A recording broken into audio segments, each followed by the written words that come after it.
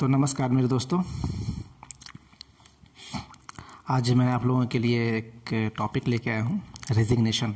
मैं ग्रुप में देख रहा हूँ कई दिनों से लोग परेशान हैं कि इनकी स्टेट गवर्नमेंट में भी सिलेक्शन हो गई और रेलवे में भी सिलेक्शन हो गई। तो मैं चाहता हूँ कि या फिर बहुत ऐसे लोग हैं जो चाहते हैं कि आगे बढ़ें, क्योंकि बहुत सारे लोग ऐसे हैं जिनकी high qualification as per post बहुत ज़्यादा है, तो वो ज़रूर चाहेंगे कि उनकी सिलेक्शन किसी अच्छे पोस्ट पर हो।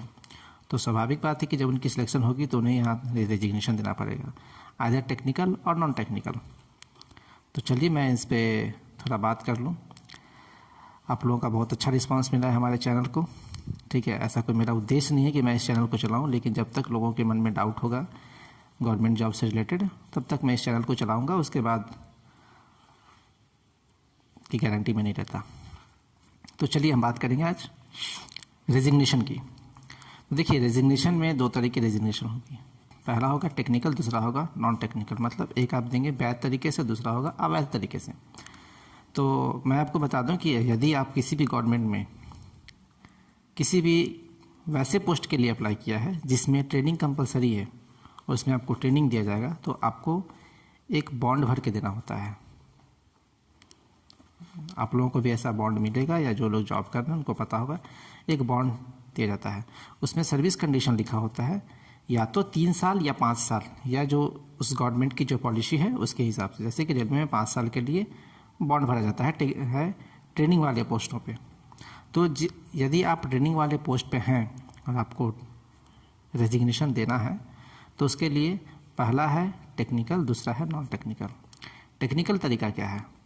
टेक्निकल तरीका है कि यदि आप जिस पोस्ट पर कार्यरत हैं, जिस पोस्ट पे जॉब कर रहे हैं, उस पोस्ट से ऊपर वाले पोस्ट के लिए यदि आप एप्लीकेशन देना चाहते हैं तो आप दे सकते हैं, लेकिन उसका जो ग्रेड पे है वो जिस ग्रेड पे आप आज जॉब कर रहे हैं उससे ऊपर होना चाहिए।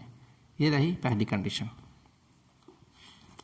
तो यदि आप ऐसा करते हैं तो इसमें दो तरह की बात हो सकती है आपके साथ। या तो अभी आप ट्रेनिंग में हैं, या तो आपकी ट्रेनिंग कंप्लीट हो चुकी है। यदि आप ट्रेनिंग में हैं तो आपके साथ समस्या क्या है कि यदि आप वहाँ पे आर यू गवर्नमेंट एम्प्लॉई या गवर्नमेंट सर्विंग एम्प्लॉई को टिक करते हैं, तो आपके पास वहाँ से डिटेल मांगा जाएगा, ठीक है, कि आप अपना PF number, employ number, date of joining वगैरह डालिए। तो देखिए, उसमें दो चीज़ें हैं। यदि इसमें आपका पीएफ नंबर नहीं मांगा जा रहा है तो कोई दिक्कत नहीं, यस कीजिए और डेट ऑफ अपॉइंटमेंट डाल के आप छोड़ दीजिए। दूसरी बात, अगर वैसा कंडीशन है कि जिसमें आपका एम्प्लॉय नंबर मांगा जा रहा है, तो जब तक आप ट्रेनिंग में होते हैं आपके पास एम्प्लॉय नंबर नहीं होता है, थोड़ा समय लगता है आने में। उस कंडीशन में क्या है कि आप फॉर्म को यस करके भरें। यस करने के बाद उस फॉर्म को जेरॉक्स निकाल लें, जो आप भरेंगे उसका पीडीएफ निकालें, पीडीएफ निकाल के उसकी कॉपी निकालें। कॉपी पे आप अपने डिपार्टमेंट को सबमिट करेंगे थ्रू प्रॉपर चैनल। जैसे आप अपने डेपो इंचार्ज को देंगे, या आप जिस ऑफिस में हैं वहाँ पे जो आपके नेक्स्ट इमीडिएट बॉस हैं उनको आप देंगे, वो फिर आगे की प्रोसेस को कंप्लीट कर देंगे। वैसे होते होते वो पर्सनल डिपार्टमेंट को चला जाएगा। दूसरी बात कि यदि आपने ना कर दिया है, ठीक है, डेट ऑफ ज्वाइनिंग वगैरह की अभाव के कारण, तो आप ये भी कर सकते हैं, उस समय आप ना कर दीजिए, क्योंकि जब तक आप ज्वाइन नहीं करते हैं तो आपके पास एक ऑप्शन है कि ना कर दें और उसके बारे में आप अपने डिपार्टमेंट को बता दें। आपको डिपार्टमेंट एनओसी आराम से दे देगा, कोई दिक्कत नहीं है। दूसरी समस्या क्या है कि कभी कभी आप फॉर्म भर देते हैं लेकिन आप अपने डिपार्टमेंट को इन्फॉर्म नहीं करते हैं। तो जो आपके डिपार्टमेंट के चीफ ओएस हैं या ओएस हैं, जो पर्सनल से रिलेटेड मैटर को देखते हैं या कैडर से रिलेटेड मैटर को देखते हैं, आप उनके पास जाकर एक बात पूछ लें कि सर, यदि हम बार बार फॉर्म भरते हैं तो क्या आपको ये बताना ज़रूरी है? क्योंकि बहुत सारे से केसेस में मैंने देखा है कि जो ऑफिस स्टाफ होते हैं वो बोलते हैं, यार इतने साल से फॉर्म भरते हो, बार बार इन्फॉर्म करने की ज़रूरत नहीं है, जब सिलेक्शन हो जाए तब हमारे पास आना, हम कर देंगे, एनओसी दे देंगे।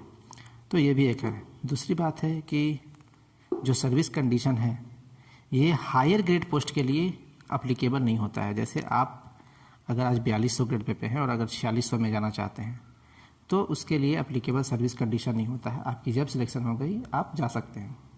दूसरी बात है नॉन टेक्निकल तरीका क्या है।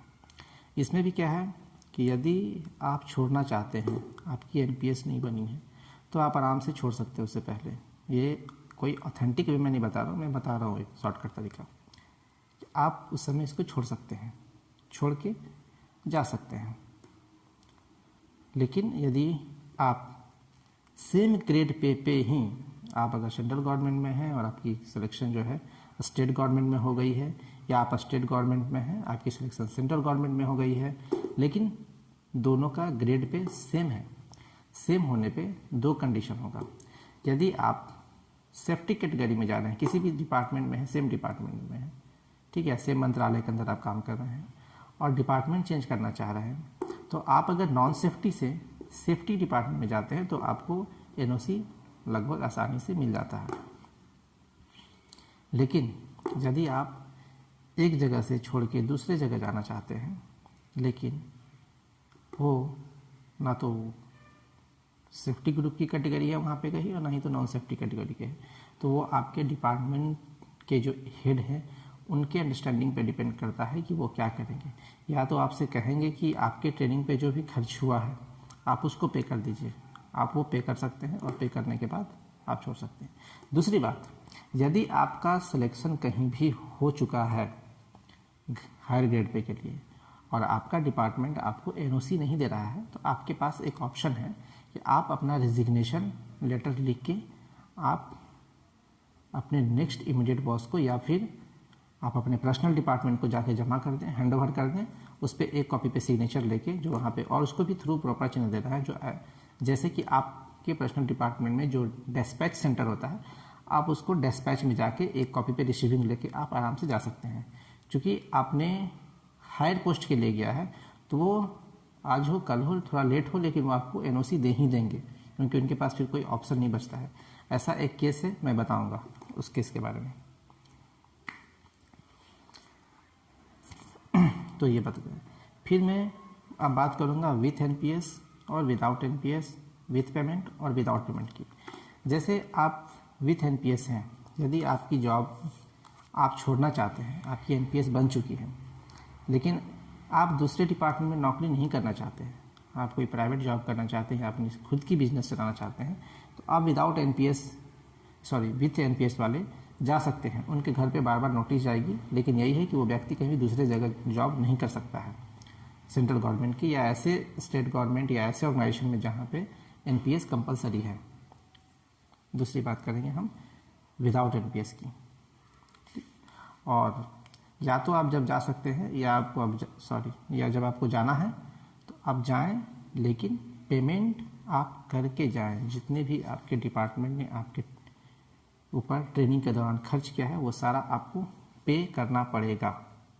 तो बहुत अच्छे हैं कुछ लोग जो अभी रेलवे ज्वाइन कर रहे हैं या दूसरे भी डिपार्टमेंट जहाँ पे अभी फिजिकली ट्रेनिंग नहीं दी जा रही है, क्लासरूम ट्रेनिंग नहीं दी जा रही है, ऑनलाइन ट्रेनिंग दी जा रही है, इसके लिए कॉस्ट कम हो जाएगा, बहुत कम हो जाएगा। दूसरी बात हम करेंगे विदाउट एनपीएस वाले की।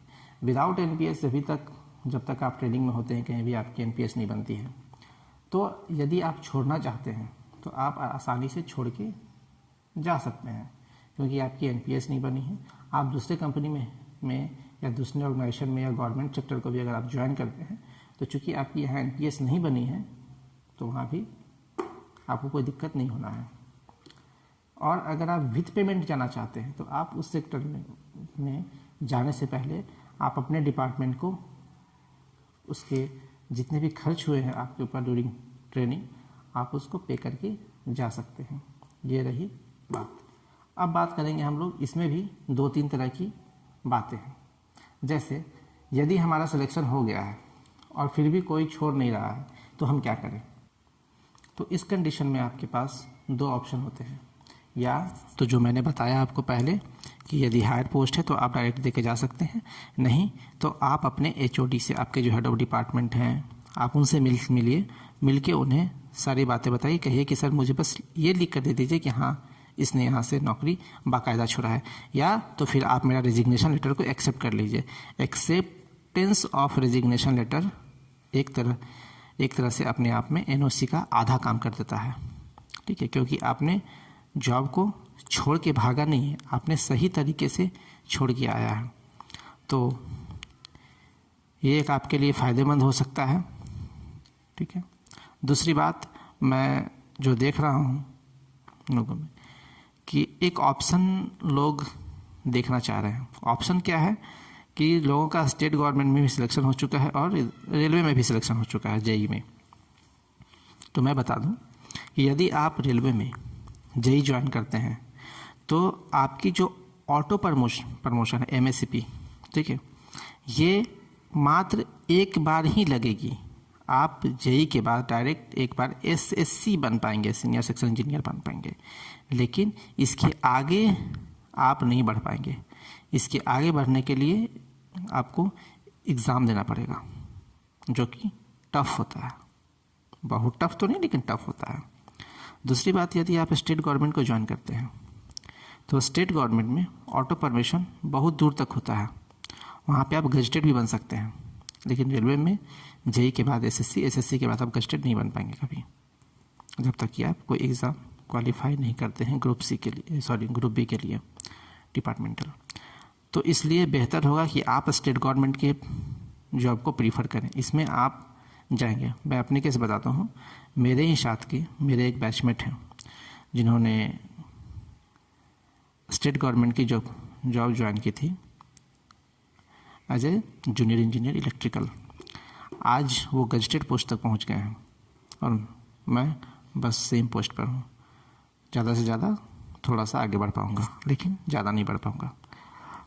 तो ये आपके पास एक ऑप्शन अच्छा है कि यदि आप ऐसे सेक्टर में जाना चाहते हैं जहाँ प्रमोशन बहुत है तो प्लीज़ आप उस डिपार्टमेंट को ही ज्वाइन करें, अदरवाइज़ शायद आपका करियर यहीं पे समाप्त हो जाएगा। तो इन सब चीज़ों को मैंने कवर कर दिया है, और यदि आप लोगों को लगता है कि ऐसे कुछ चीज़ें छूट गई हैं तो प्लीज़ आप कमेंट सेक्शन में कमेंट कर दें, मैं उस पर भी वीडियो बना दूंगा। लेकिन मेरे पास समय का काफ़ी अभाव होता है, इसलिए जल्दी मैं वीडियो नहीं बना पाता हूँ, और नहीं तो फिर मैं कमेंट सेक्शन में ही क्लियर कर दूंगा। नमस्कार, जय हिंद।